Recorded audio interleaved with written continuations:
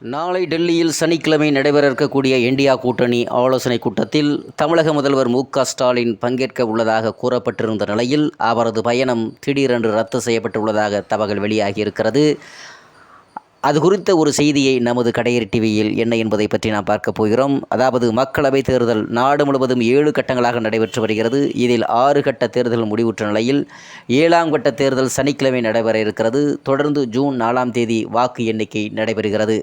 இந்நிலையில் இந்தியா கூட்டணி தலைவர்கள் அடுத்த கட்ட நகர்வுகளை தொடர்பாக சனிக்கிழமை மாலை 3 மணிக்கு டெல்லியில் காங்கிரஸ் தேசிய தலைவர் மல்லிகார்ஜுன் கார்கே வீட்டில் அவரது தலைமையில் ஆலோசனை கூட்டம் நடத்த தீர்மானித்திருக்கிறார்கள்.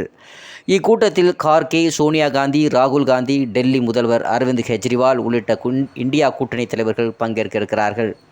இறுதிக்கட்ட வாக்குப்பதிவு உள்ளிட்ட பல்வேறு காரணங்களால் மேற்கு வங்க முதல்வர் மம்தா பானர்ஜி இந்த கூட்டத்தில் பங்கேற்கவில்லை. இந்நிலையில் இந்தியா கூட்டணி உருவாகுவதில் மிகவும் முக்கிய பங்காற்றிய திமுக தலைவரும் தமிழக முதல்வருமான மு.க.ஸ்டாலின், திமுக பொருளாளர் டி.ஆர். பாலுவும் இந்த கூட்டத்தில் பங்கேற்க உள்ளதாகவும், இதற்காக முதல்வர் ஜூன் 1ஆம் தேதி காலை 7 மணிக்கு டெல்லி புறப்படுகிறார் என்று கூறப்பட்டது.